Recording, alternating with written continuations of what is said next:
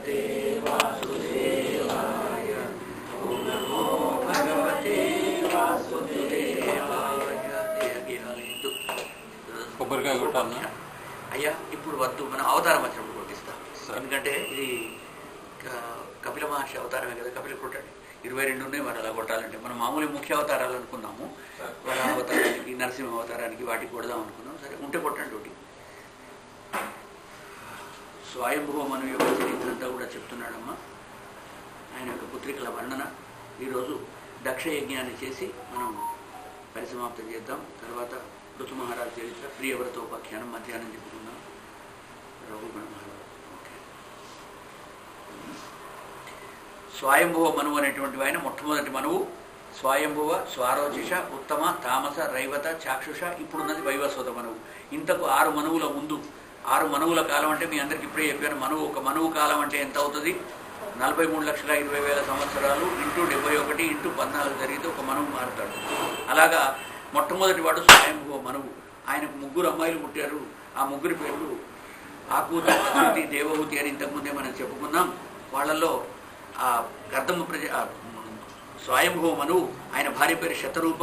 వాళ్ళు తమకు పుట్టినటువంటి ఆకూతిని రుచి అనే మహర్షికి పెళ్లి చేశారు. దేవహూతిని కర్దమ ప్రజాపతికి ఇచ్చారు. ఆయనకు మనం ఇప్పుడు చెప్పుకున్నట్లుగా కపిల మహర్షి, అలాగే అరుంధతి మొదలైనటువంటి వాళ్ళు 8 మంది అమ్మాయిలు పుట్టారు. ఈ ప్రసూతి అనేటువంటి అమ్మాయి ఏదైతే ఉందో దాన్ని దక్ష ప్రజాపతికి ఇచ్చి పెళ్లి చేశారు. ఆయన యొక్క పుత్రికల వర్ణన చెప్తూ ఉన్నాడు, దౌహిత్ర వర్ణన చేస్తూ ఉన్నాడు. విదుర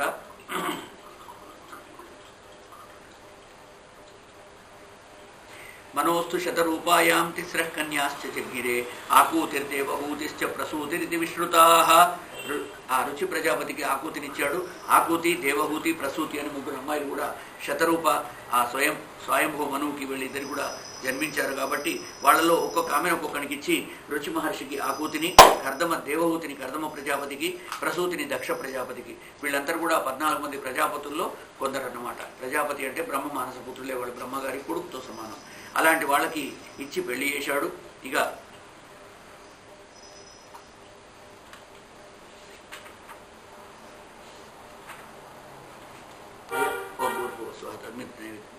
గాయత్రి మంత్రుడు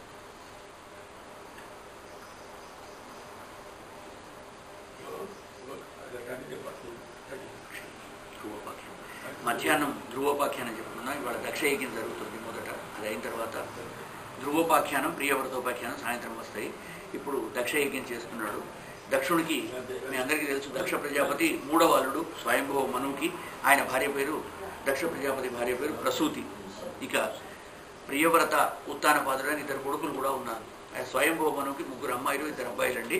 ప్రియవ్రతుడు, ఉత్తానపాదుడు. మీ అందరికీ తెలుసు, ఉత్తానపాదుడు అనేటువంటి రాజుకే ఈ ధ్రువుడు కొడుకుగా జన్మిస్తాడు. ఉత్తముడు అని సురుచి, సునీతి అని 2 భార్యలు ఉంటారు. వాళ్ళలో సునీతికి ధ్రువుడు, సురుచి అనే ఆమెకు ఉత్తముడు పుత్రులుగా జన్మిస్తారు. ఆ కథ తర్వాత చెప్తాడు ఇవాళ మధ్యాహ్నం పూట ప్రియవ్రతోపాఖ్యానంలో.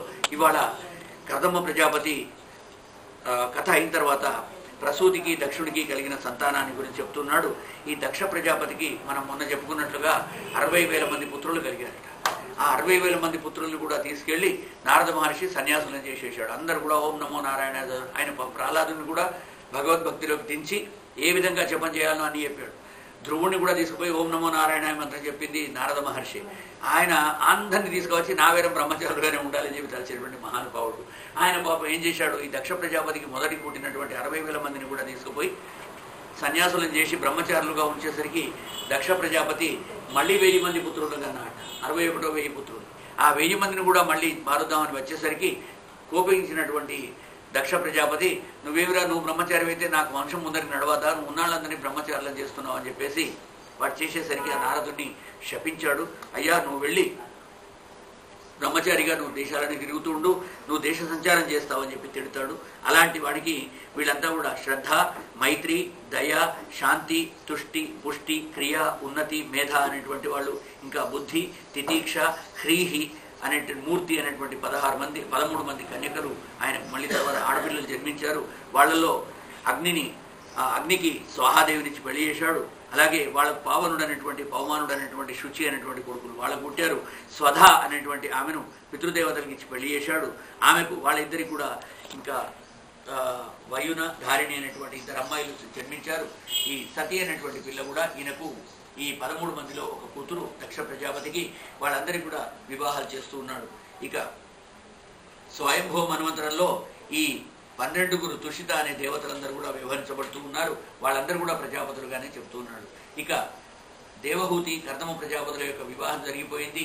స్వయంభవ మనువు తన యొక్క కూతుర్ని దక్ష ప్రజాపతికి ఇచ్చి చేస్తే ఆ దక్షునికి దక్షాయ బ్రహ్మపుత్రాయ ప్రసూతిం భగవాన్ యయు, భగవంతుడైనటువంటి బ్రహ్మగారే వాళ్ళ దగ్గర ఉండి పెళ్లి చేయించాడు. దక్షునికి ప్రసూతినిచ్చి పెళ్లి చేశాడట.